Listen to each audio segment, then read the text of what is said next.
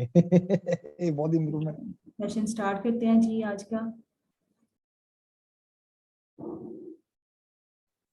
Good evening, students. The first word we are going to discuss today is despondent. It is basically adjective whenever you are sad or without much hope. The second meaning is unhappy and with no hope or enthusiasm. It means when you are unable to overcome problem, you think that that problem can't be sorted out, or you are unable to resolve this issue. The second meaning is whenever you are feeling that this situation cannot improve, we can't revamp this situation, तो आप एक level पे जाके ना ज्यादा disappoint हो जाते हैं, despondent. Sentences are there are times when it is hard not to feel despondent. And the second is she started to feel despondent about ever finding a job. Synonyms are dejected, disheartened, discouraged, and antonyms are hopeful, cheerful. Despondent का आपने यहाँ पे use करना है. ये ज्यादा जो है ना, आप इसको यूज कर सकते हैं राइटिंग में, लेटर में आप एक दो जगह पे यूज कर सकते हैं. जब एक लेटर में आपने डिस्कस करना हो कि स्पेसिफिकली एक आपने अपार्टमेंट बुक करवाया, वो अपार्टमेंट की जो लिविंग कंडीशंस हैं वो बेहतर नहीं है, तो इस वजह से आप फील डिस्पॉन्डेंट फील कर रहे हैं, ये हो सकता है.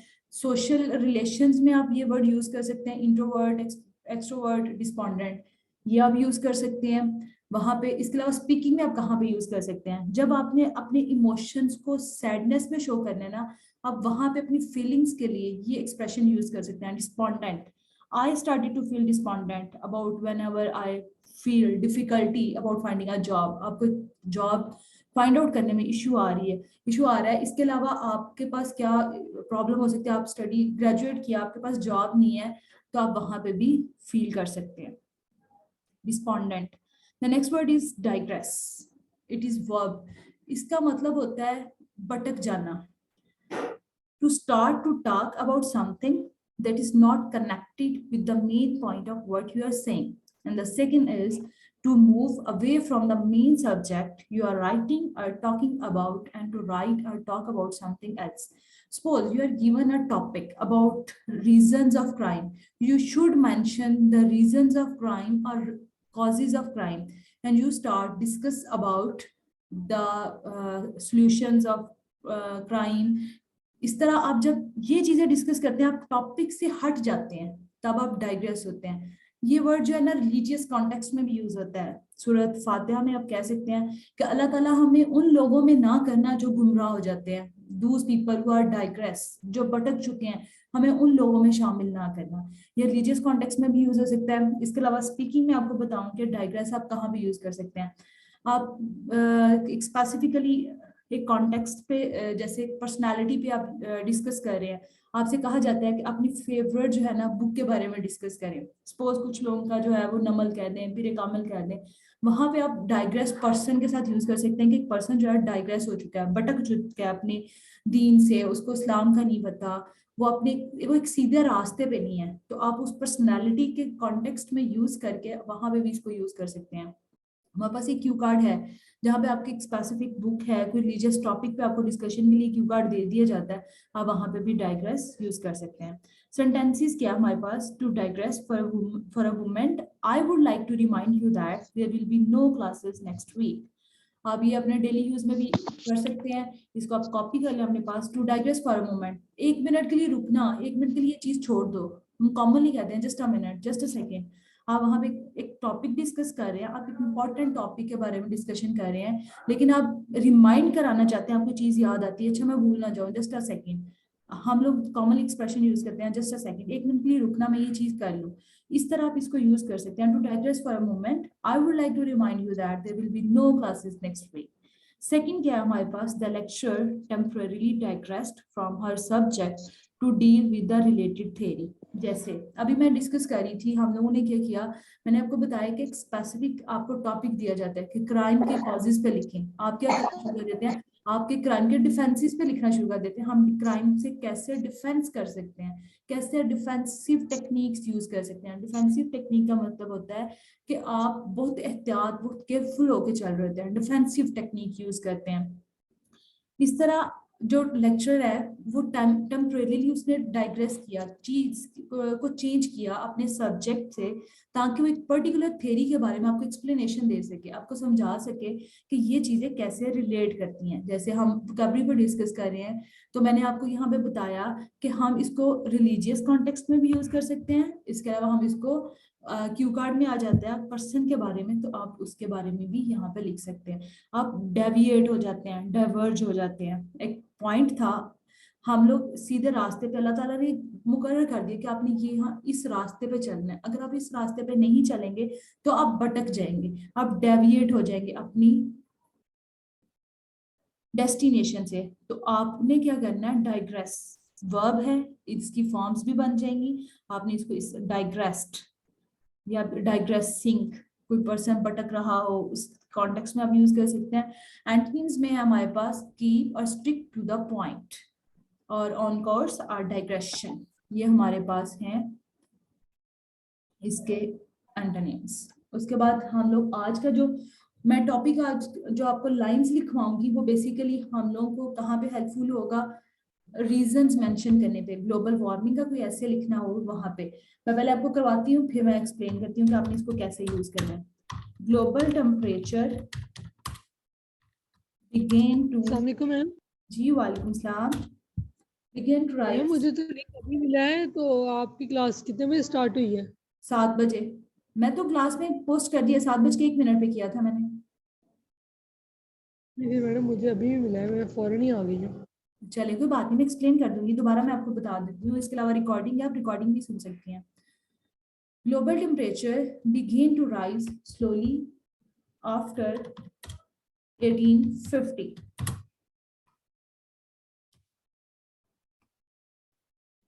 with the beginning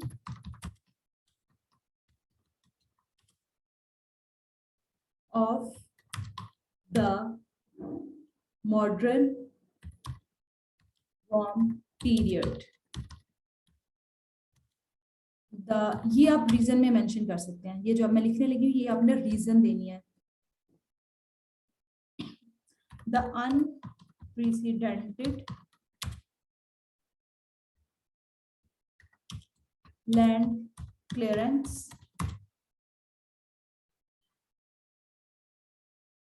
the unprecedented land clearance released vast quantities of carbon dioxide into the atmosphere,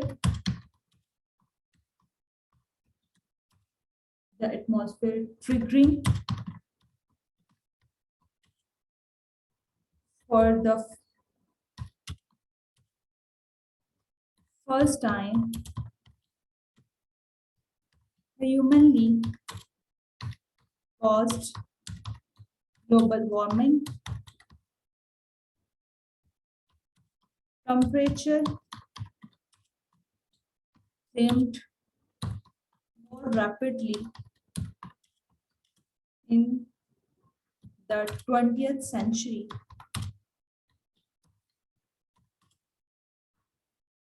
as the use of fossil fuels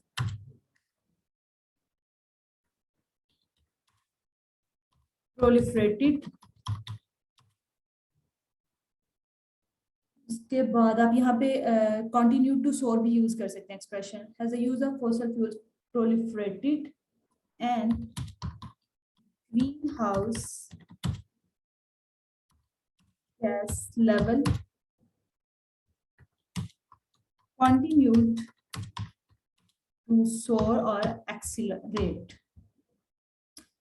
अच्छा जी, पहले आपने global temperature begin to rise slowly after 1850 with the beginning of the modern warm period। The unprecedented land clearance released vast quantities of carbon dioxide into the atmosphere, triggering for the first time humanly caused global warming. Temperature climbed more rapidly in the 20th century as the use of fossil fuels proliferated and greenhouse gas levels continued to soar। इसका क्या मतलब है कि जो global temperature है ना वो 1850 के बाद बढ़ना शुरू हो गया। जैसे ही मॉडर्न वार्म पीरियड शुरू हुआ, वो क्यों हुआ? हमने दरख्त लगाने छोड़ दिए, प्लांटेशन हमने छोड़ दी। हम लोगों ने क्या किया? एडवांस टेक्नोलॉजी को यूज करते हुए व्हीकल्स पे मूव होना शुरू हो गया। इसकी वजह से टेम्परेचर बढ़ना आहिस्ता आहिस्ता शुरू हो गया। सेकंड जो मेजर रीजन है वो ये, द अनप्रेसिडेंटेड, नॉन स्टॉप, जिसे कहते हैं अनस्टॉपेबल, अनअवॉइडेबल लैंड क्लियरेंस। क्यों? बिल्डिंग्स बनाने के लिए हमने दरख्त काटना शुरू कर दिए, वो जगह साफ करना शुरू कर दी। Released vast quantities of carbon dioxide. जब हमने लैंड को क्लियर करना शुरू किया, उसके लिए हमने दरख्त काटे, उसकी वजह से क्या हुआ? दरख्तों की वजह से, ट्रीज की वजह से हमारे पास कार्बन डाइऑक्साइड की जो एटमॉस्फेयर में क्वांटिटी थी वो कम थी, लेकिन लैंड क्लियरेंस की वजह से वो बढ़ना शुरू होगी। उसके बाद क्या है? Triggering for the first time, जब से दुनिया बनी है पहली दफा ऐसे हुआ कि इंसानों की वजह से ग्लोबल वार्मिंग बढ़ना शुरू हुई। उसके बाद है temperature climbed more rapidly in the 20th century. 20th century में टेम्परेचर बहुत ज्यादा बढ़ना शुरू हो गया। उसके बाद क्या हुआ? As the use of fossil fuels हमारे बेसिकली पेट्रोल, ठीक है, गैस वगैरह, वो फोसल फ्यूल्स जो थे ना, उनका यूज हमने प्रोलिफरेट बहुत ज्यादा करना शुरू कर दिया, जिसकी वजह से क्या हुआ? Greenhouse gas levels continue to soar. आप इसको कहाँ यूज कर सकते हैं? डिसएडवांटेजेस लिख रहे हूँ व्हीकल्स के, आप इसको वहां पे यूज कर सकते हैं। उसके बाद है हमारे पास, आप इसको कहाँ पे यूज कर सकते हैं? इकोलॉजिकल डिसऑर्डर्स में। आपको कहा जाता है कि इकोलॉजिकल डिसऑर्डर्स पे लिखें, आप एज इट इज लिख दें, कुछ भी चेंज करने की जरूरत नहीं है। इकोलॉजिकल डिसऑर्डर्स में रीजंस में आप इसको लिख सकते हैं। जो सेकंड पैराग्राफ हम लिखते हैं, why do some of us consider that, उसमें ये 2 रीजंस जो है ना, आप मेंशन कर सकते हैं। इसकी आप क्या हेडिंग देंगे? लैंड क्लियरेंस क्यों हुई? हमने बिल्डिंग्स मैन्युफैक्चर करना शुरू कर दी। एक, टेम्परेचर क्यों बढ़ा? हमने व्हीकल्स का यूज ज्यादा कर दिया। इकोलॉजिकल डिसऑर्डर्स में आप इसको यूज कर सकते हैं। ग्लोबल वार्मिंग में आप इसको यूज कर सकते हैं। ग्लोबल जोन, ग्लोबल वार्मिंग पे बहुत ज्यादा ऐसे आते हैं, ठीक है, इन्वायरमेंट पे आप इसको यूज कर सकते हैं। उसके बाद डिसएडवांटेजेस हैं हमारे पास बिल्डिंग्स के। हमारे पास आइल्स में एक टॉपिक है कि हमें घर बनाने चाहिए कि नहीं। एक अपना घर हो, उससे आपको सेटिस्फेक्शन मिलती है, आपको सेंस ऑफ फ्रीडम फील होता है, तो उसके आपने एडवांटेजेस तो लिख लिए, लेकिन डिसएडवांटेजेस में आप ये मेंशन कर सकते हैं कि हम लोग अगर ज्यादा घर बनाने की तरफ मूव होंगे, हम लोग फ्लैट्स नहीं बनाएंगे, ज्यादा लैंड को क्लियर करके घरों में कंस्ट्रक्शन करेंगे, इंफ्रास्ट्रक्चर इस तरह के ज्यादा करेंगे, तो आप वहां पे भी यूज कर सकते हैं। बाकी आप रोड्स डेवलपमेंट का जो इंफ्रास्ट्रक्चर है, वहां पे आप इसका भी ऐसे लिखते हैं, आप वहां भी इसको यूज कर सकते हैं। रोड्स डेवलपमेंट के भी डिसएडवांटेजेस में आप यूज कर सकते हैं। ये ऐसे मल्टीपल टाइप्स में आप यूज कर सकते हैं। एग्री डिसएग्री से ज्यादा ये डिसएडवांटेजेस या प्रॉब्लम्स के ऐसे में आप इसको ज्यादा यूज कर सकते हैं। लेकिन एग्री डिसएग्री का जो इकोलॉजिकल डिसऑर्डर का है ना, वहां पे भी आप इसको यूज कर सकते हैं। ये हमारे पास टाइप्स थी, आपने इनको कैसे यूज करना है। आज का हमारे पास जो है सिनोनिम, सॉरी, फ्रेजल वर्ब और इडियोमैटिक एक्सप्रेशन,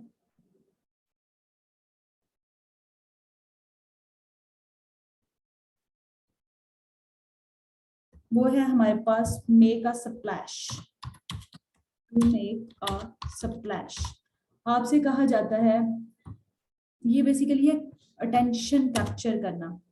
ये मैं आपको 3 एक्सप्रेशन इसके बता देती हूँ। कैप्चर्स द इमेजिनेशन,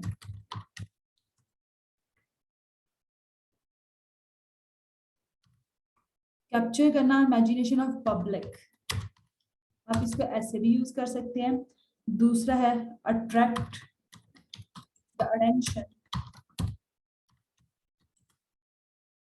उसके लिए भी आप attract the attention of sizeable majority, इस तरह भी आप इसको यूज कर सकते हैं। लेकिन इसका मीनिंग क्या है? To attract a lot of attention।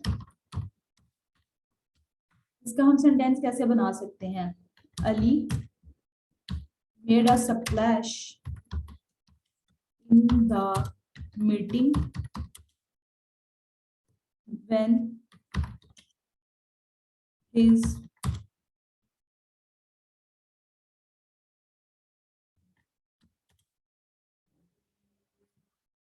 mobile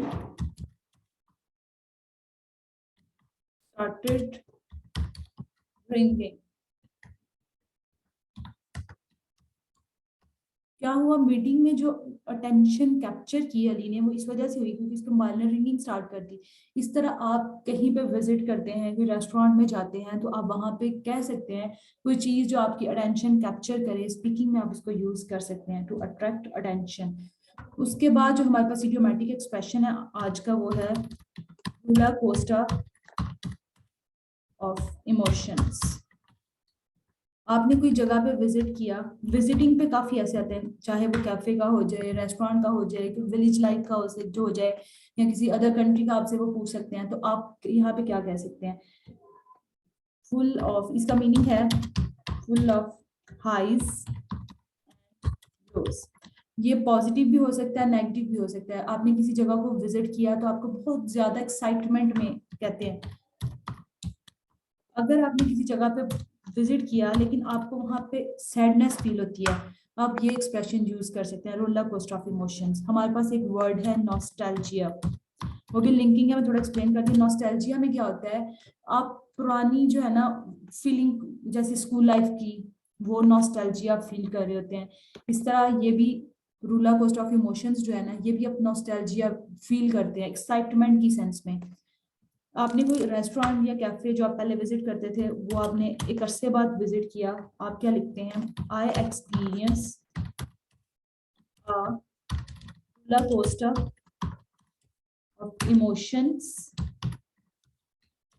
whenever I visit this place। वो प्लेस का आपकी मर्जी है, जो आप मेंशन करना चाहें आप मेंशन कर सकते हैं। यहाँ तक अगर आपको कुछ समझ नहीं आया तो क्वेश्चन कर सकते हैं।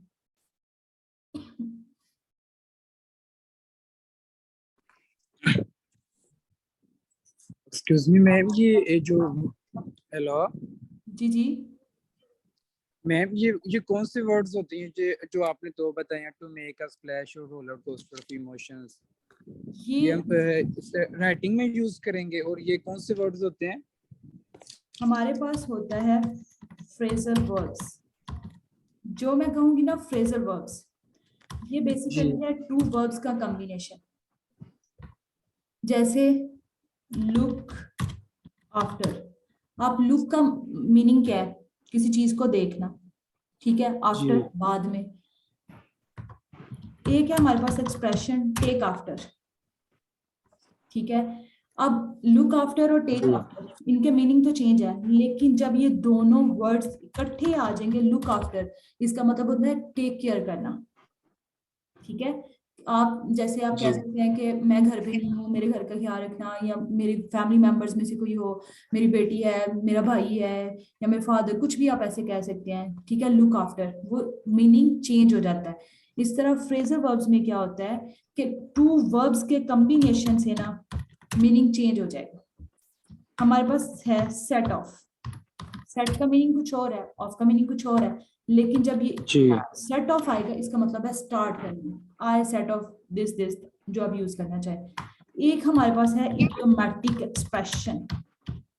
आपने उर्दू में पढ़ा होगा ज़रबुल इमसाल, ठीक है जी मैम। ये बेसिकली इडियोमैटिक एक्सप्रेशंस जो होते हैं ना, ये ज़रबुल इमसाल है इंग्लिश में। ये जो नेटिव्स होते हैं ना, आपने एक चीज हमेशा माइंड में रखनी है, इडियोमैटिक एक्सप्रेशंस आप कभी भी राइटिंग में यूज नहीं करेंगे। अगर आप यूज करेंगे तो आपके नंबर कटेंगे। आप इनको सिर्फ स्पीकिंग में यूज करेंगे। ये मैं आपके सिर्फ स्पीकिंग के लिए करवाती हूँ कि आपने स्पीकिंग में इनको कहाँ यूज करना है। इसलिए मैं स्पेसिफिकली कॉन्टेक्स्ट भी बताती हूँ कि किस किस क्यू कार्ड में, ये किस क्वेश्चन में, ये जनरल डिस्कशन में वो आपसे क्वेश्चन किया जा सकता है। इडियोमैटिक एक्सप्रेशंस स्पेसिफिकली स्पीकिंग के लिए हैं। फ्रेजल वर्ब्स जो है ना, ये आप राइटिंग में यूज कर सकते हैं। फ्रेजल वर्ब्स काफी जगहों पे यूज हो सकते हैं, रीडिंग में आपको बहुत हेल्पफुल करेंगे, जैसे सेट ऑफ। और फ्रेजल वर्ब्स जो है ना, ये आपका जो ट्रू फॉल्स नॉट गिवन है ना, उनमें फ्रेजल वर्ब्स का बहुत, जिसे कहते हैं, बहुत बड़ा रोल है। हम जो कहते हैं ना, साइजेबल मेजॉरिटी हमारे स्टूडेंट्स की, वो इसी वजह से समझ नहीं पाते, वो फ्रेजल वर्ब्स जो है ना, वो मीनिंग चेंज कर देते हैं क्वेश्चन का। तो ये फ्रेजल वर्ब्स इसलिए हम लोग क्या करते हैं, डेली एक फ्रेजल वर्ब करते हैं, जैसे मेक अ स्प्लैश मैंने आपको बताया। उसके बाद हम लोग एक क्या करते हैं, रोलर कोस्टर ऑफ इमोशंस। ये हमारे पास इडियोमैटिक एक्सप्रेशन है, ये मैं स्पीकिंग के कॉन्टेक्स्ट में करवाती हूँ। बाकी ये जो मैंने आपको करवाई ये स्पेसिफिकली राइटिंग के लिए है। स्पीकिंग में अगर ग्लोबल वार्मिंग या इस तरह का कुछ आ सकता है तो आप इसको यूज कर सकते हैं, नो इशू, लेकिन स्पेसिफिकली ये राइटिंग के लिए है। और ये जो 2 वर्ड्स हमने वोकैबुलरी के डिस्कस किए ये हम डिटेल में इसलिए करते हैं कि हमें कॉन्टेक्स्ट का पता हो। जैसे डाइग्रेस है, ये वर्ब है, इसको अगर आप नाउन में, एडजेक्टिव में, इस तरह सेंटेंस का एक स्ट्रक्चर होता है, वो मैं चलो थोड़ा सा ब्रीफली आपको बता देती हूँ। हमारे बच्चों में मेन इशू क्या है, हमें पार्ट्स ऑफ स्पीच का नहीं पता। हमारे पास पहले नाउन आएगा, फिर वर्ब आएगा, फिर उसके बाद नाउन फ्रेज जो है, ये सेंटेंस नाउन और वर्ब के कॉम्बिनेशन से हमारे पास नाउन फ्रेज बन जाती है। आपने नाउन बेसिकली क्या है, सब्जेक्ट, सब्जेक्ट होगा, वर्ब होगा, उसके बाद ऑब्जेक्ट, ठीक है। इनके कॉम्बिनेशन से हमारे पास बनता है सेंटेंस, सेंटेंसेस के कॉम्बिनेशन से हमारे पास बनता है पैराग्राफ। तो जब आपको ये नहीं पता होगा कि ये नाउन क्लॉज है, ये वर्ब क्लॉज है, या अपनी इसको किस तरह यूज करना है नाउन के साथ, अगर आपको किसी वर्ड में नहीं पता कि ये नाउन है, एडवर्ब है, एडजेक्टिव है, हमारे पास बेसिकली 4 टाइप्स ऑफ वर्ड्स होते हैं, नाउन, वर्ब, एडवर्ब, एडजेक्टिव। बाकी जो प्रोनाउंसिएशन वगैरह, कंजंक्शन, वो बाद में डिटेल में डिस्कस करेंगे, लेकिन मेजर जो है ना वो नाउन है, वर्ब है, एडवर्ब है, एडजेक्टिव है। अगर आपको नाउन का नहीं पता, आप आर्टिकल्स की गलती करेंगे, ये आपके नंबर खाएगा। वर्ब का नहीं पता होगा, ये आपके फॉर्म्स नहीं बना पाएंगे, जैसे डाइग्रेस है, डाइग्रेस्ड। जैसे ही सेंटेंस चेंज होगा ये भी चेंज हो जाएगा, वर्ब फॉर्म।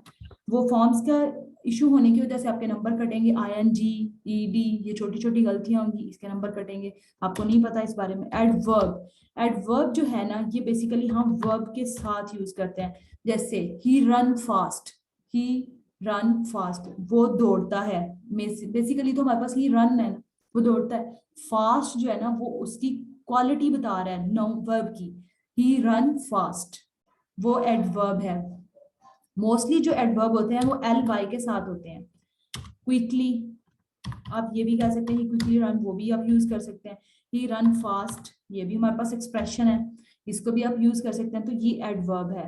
एडजेक्टिव क्या है, ये क्वालिटी है नाउन की, जैसे वर्ब क्वालिटी है, सॉरी एडवर्ब क्वालिटी है वर्ब की, एडजेक्टिव क्वालिटी है नाउन की। शी इज ब्यूटीफुल, ठीक है, शी इज मोर ब्यूटीफुल, मोर क्या हो गया, एडजेक्टिव।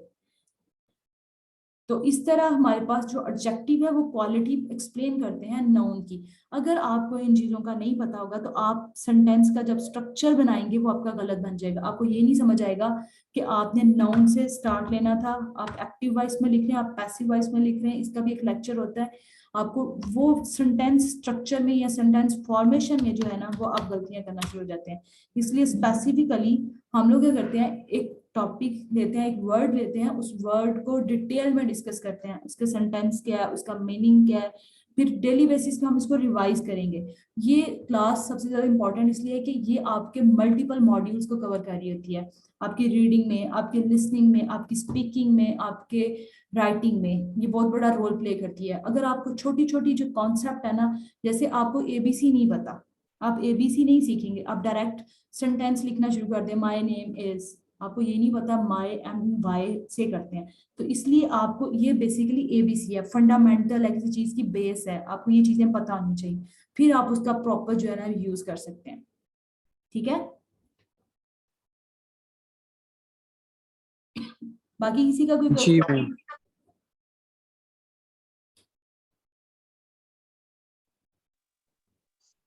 मैम जो वर्ड आपने करवाए हैं वो प्लीज रिपीट करवा दें। जी मैं करवा देती हूँ। हम लोगों ने डिस्कस किया डिस्पोंडेंट। डिस्पोंडेंट बेसिकली एडजेक्टिव है। आपको लगता है कि ये प्रॉब्लम कभी सॉल्व ही नहीं होनी, ये सिचुएशन जो टेंशन वाली है ना कभी खत्म नहीं होनी, आप होपलेस हो जाते हैं, आपको कोई रास्ता नजर नहीं आता, ठीक है, आप इसको तब यूज करते हैं डिस्पोंडेंट सेंटेंसेस इसके हमारे पास हैं। देयर आर टाइम्स, जिंदगी में कभी कभी ऐसा टाइम आता है कि हम लोग फील करते हैं बस हर चीज खत्म हो चुकी है, तो नॉट टू फील डिस्पोंडेंट, ये चीज हमारे लिए मुश्किल होती है कि हम ये चीज फील करें, हमें मायूस नहीं होना। अल्लाह ताला ने हमें मायूसी से मना किया है कि आप डिसअपॉइंट ना हो, मुख्तलिफ रास्ते निकलते हैं। उसके बाद सेकंड है हमारे पास, she started to feel despondent about ever finding a job. Job नहीं मिल रही, यह बहुत बड़ा इशू है हमारे लिए, बच्चों को जॉब्स नहीं मिलती तो वो डिस्पॉन्डेंट फील करते हैं। अब इसको इस कॉन्टेक्स्ट में यूज कर सकते हैं, फील डिस्पॉन्डेंट, हमेशा इसको ये फ्रेजेस में यूज करें, not to feel despondent and started to feel despondent. उसके बाद सिनोनिम्स से हमारे पास डिजेक्टेड होना, डिसहार्ट हो जाना, डिस्करेज हो जाना। उसके बाद है हमारे पास नेक्स्ट वर्ड था डाइग्रेस। डाइग्रेस जो है ये वर्ब है, जैसे अल्लाह ताला ने हमें इस्लाम में रास्ता दिखाया है कि ये सीधा रास्ता है, अगर आप इसको फॉलो नहीं करेंगे आप भटक जाएंगे। इस तरह आप कोई बात कर रहे हैं, मेजर पॉइंट है, मैं आपको टॉपिक दे देती हूँ कि आप रीजंस मेंशन करें ग्लोबल वार्मिंग। आप क्या यूज करती हैं आगे, ग्लोबल वार्मिंग के रीजंस मेंशन करने की बजाय आप सॉल्यूशंस देना शुरू कर देती हैं, जी प्लांटेशन लगाएं। भाई मैंने पूछा रीजंस बताओ कि हमारे पास क्यों हो रहा है ग्लोबल वार्मिंग, तो फिर इस वजह से आप वो बात, वो टॉपिक डिस्कस नहीं करते, उससे डाइग्रेस हो जाते हैं। हमारे पास आइल्स में राइटिंग टास्क में मोस्टली बच्चों का नंबर इसलिए करते हैं कि क्वेश्चन ही अंडरस्टैंड नहीं करते। एग्री डिसएग्री की बात हो रही है, एक स्पेसिफिक टॉपिक की वो डिस्कशन पूछ रहे होते हैं, आप जनरल बताना शुरू कर देते हैं। तो जब आप जनरली किसी टॉपिक से डाइवर्ट हो जाते हैं, डेविएट कर जाते हैं, तो वो डाइग्रेस होता है। हम लोग कहते हैं जस्ट अ सेकंड, एक चीज एक सेकंड के लिए होल्ड करना, मेरी बात सुनना। हम एक टॉपिक दो लोग डिस्कस कर रहे हैं तो एक तीसरा बंदा आके कहते हैं 1 मिनट मेरी बात सुनना, to digress for a moment, 1 minute के लिए रुक जाओ, 1 मिनट के लिए अपनी बात छोड़ दो, ठीक है। I would like to remind you that there will be no classes next week. इसके अलावा the lecturer temporarily digressed from her subject to deal with the related theory. इसमें क्या है कि वो लेक्चरर जो है ना टिपिकली एक टॉपिक पे डिस्कस कर रही है, तो बाद में वो एग्जांपल देने की कोशिश करती है कि अच्छा ये चीज भी इसके साथ रिलेट करती है, तो टेम्परेरी इसने डाइग्रेस किया, टॉपिक को चेंज कर दिया, जो सब्जेक्ट वो डिस्कस कर रहे थे वो चेंज कर दिया। इसमें क्या है, डेविएट कर जाना, किसी स्पेसिफिक पॉइंट पे डाइवर्ज हो जाना। ऑपोजिट क्या, आप स्टिक हो जाते हैं अपने पॉइंट पे, फोकस होना, कॉन्सेंट्रेट कर देना अपने पॉइंट पे, लेकिन डाइग्रेस में आप डेविएट हो जाते हैं, आप अपने टॉपिक पे नहीं रहते।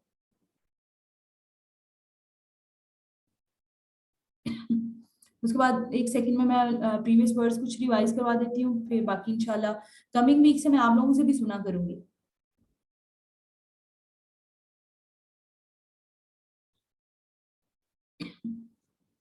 हमारे पास है ऑब्जेक्ट। ऑब्जेक्ट होता है पीक होना, होपलेस की। ऑब्जेक्ट आप पॉवर्टी के साथ यूज करेंगे, ऑब्जेक्ट फेलियर यूज करेंगे, ऑब्जेक्ट मिस्टेक इसके साथ आप यूज करेंगे। अस्पिशियस है हमारे पास, पॉजिटिव साइन के लिए हम यूज करते हैं auspicious meeting, auspicious sign. Abort, mission abort हो जाना, खत्म हो जाना। एवरेज, एवरेज होता है किसी चीज को समराइज कर देना, शॉर्टन कर देना। उसके बाद हमारे पास एब्सोल्यूट। एब्सोल्यूट होता है कंप्लीट, एंटायर, कोई उससे बड़ी कोई ताकत नहीं है। There is no absolute power then Allah almighty, Allah Taala से बड़ी कोई ताकत नहीं है। एब्सोल्यूट, मुकम्मल। बिक्वेस्ट, इनहेरिटेड प्रॉपर्टी है हमारे पास। बिरीव्ड, बिरीव्ड फैमिली होते है किसी एक मेंबर की डेथ हो जाती है, जो बाकी पीछे फैमिली मेंबर्स होते हैं वो फ्रेंड्स भी हो सकते हैं, वो कोलीग्स भी हो सकते हैं, तो बिरीव्ड फैमिलीज। उसके बाद है हमारे पास ब्लैटेंट। ब्लैटेंट अटेम्प्ट भी हो सकता है, ब्लैटेंट लाई, एक वाजिया क्लियरली पता चल रहा है कि भाई झूठ बोल रहा है, ब्लैटेंट लाई। ब्लाइट, ब्लाइट होता है फलों का बेसिकली खराब हो जाना, मुरझा जाना, इस कॉन्टेक्स्ट में हम यूज करते हैं। लेकिन इसका सेकंड यूज जो है वो आप इस तरह यूज कर सकते हैं, किसी चीज का नेगेटिव इम्पैक्ट जो है ना, कास्टिंग अ ब्लाइट शेडो, इस तरह आप इसको यूज कर सकते हैं किसी चीज के नेगेटिव पॉइंट देने के लिए। बिकॉलिक का मैंने आपको बताया था, स्पीकिंग में काफी जगह में आप इसको यूज कर सकते हैं। बिकॉलिक सीन्स, आपने कोई जगह विजिट की, कोई सीन देखना चाह रहे हैं, आपने विलेज लाइफ के बारे में स्पेसिफिकली है, बिकॉलिक सीन्स। उसके बाद हमारे पास next word catalyst. Catalyst 2 context में यूज होता है, एक केमिस्ट्री की कॉन्टेक्स्ट में, एक केमिकल रिएक्शन को फास्टन करने के लिए या उसकी स्पीड को कम करने के लिए हम एक केमिकल ऐड कर देते हैं, वो केमिकल उसकी स्पीड बढ़ाए या डिक्रीज करे, तो वो रोल क्या प्ले करता है, कैटलिस्ट का।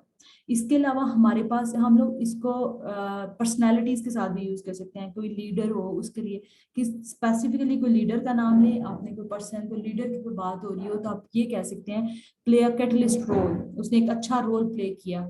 उसके बाद हमारे पास कैटेगोरिकल। कैटेगोरिकल भी होता है क्लियर, ऑब्वियस, अंडरस्टैंड, जो बात हो क्लियर हो, हमें पता चल रहा है कि ये बात ठीक है, इसको हमने categorical assurance, categorical denial, categorical statement, एक वाजिया स्टेटमेंट दे दिया कि भाई मैंने आपका साथ नहीं देना, ये मैंने ये काम नहीं करना। उसके बाद है हमारे पास कैथलिक। कैथलिक हम लोग यूज करते हैं रिलीजियस कॉन्टेक्स्ट में, क्रिश्चियनिटी के साथ ये वर्ड स्पेसिफिकली यूज होता है, लेकिन आप इसको इस तरह भी यूज कर सकते हैं, कैथोलिक टेस्ट। कोई पर्सन है, आप अपने बारे में भी कह सकते हैं टेस्ट, डाइवर्सिफाइड टेस्ट होना किसी का, कैथोलिक टेस्ट। उसके बाद है हमारे पास वर्ड सेरिब्रल। सेरिब्रल हम लोग यूज करते हैं, इमोशनल नहीं होते, मेंटल अप्रोच को यूज करते हैं, अपनी मेंटालिटी, अपने ब्रेन को यूज करते हुए डिसीजंस लेते हैं। सेरिब्रल थिंकिंग, सेरिब्रल अप्रोच हो सकती है। उसके बाद पर्सनालिटी के साथ ये वर्ड यूज कर सकते हैं, कोई बंदा बहुत जल्दी गुस्सा कर जाए, शॉर्ट टेम्पर्ड हो, कॉलरिक, शॉर्ट टेम्पर्ड। उसके बाद है डेसिमेट। डेसिमेट क्या होता है? मैसिव किलिंग करना किसी की। वो प्लांट्स भी हो सकते हैं, वो एनिमल्स भी हो सकते हैं, वो इंसान भी हो सकते हैं। जैसे चंगेज खान के या हलाकू खान के दौर में बहुत ज्यादा लोगों को कत्ल किया गया, वो क्या था? डेसिमेट किलिंग, बहुत huge number of people were killed. Next है हमारे पास डेफरेंस। डेफरेंस जो है ये रिस्पेक्ट के कॉन्टेक्स्ट में हमने यूज किया था। डेफरस ये मैनर्स, बिहेवियर्स की, ये भी रिस्पेक्ट के कॉन्टेक्स्ट में यूज होता है। डेस्पॉन्डेंट ये होता है डिसअपॉइंट हो जाना। डाइग्रेस होता है भटक जाना। कोई क्वेश्चन है तो बताएं, अदरवाइज हम सेशन एंड करते हैं। मैम इसकी रिकॉर्डिंग सेंड कर दीजिएगा, कल वाले की भी और आज वाले लेक्चर की भी। कल वाले की भी मैम लिंक क्लास मैंने अपलोड कर दी थी, इसकी भी मैं लेक्चर में साथ ही अपलोड कर दूंगी। जी ठीक।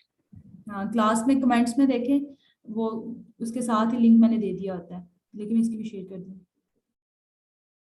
Okay students, let's the time up. Allah हाफिज़।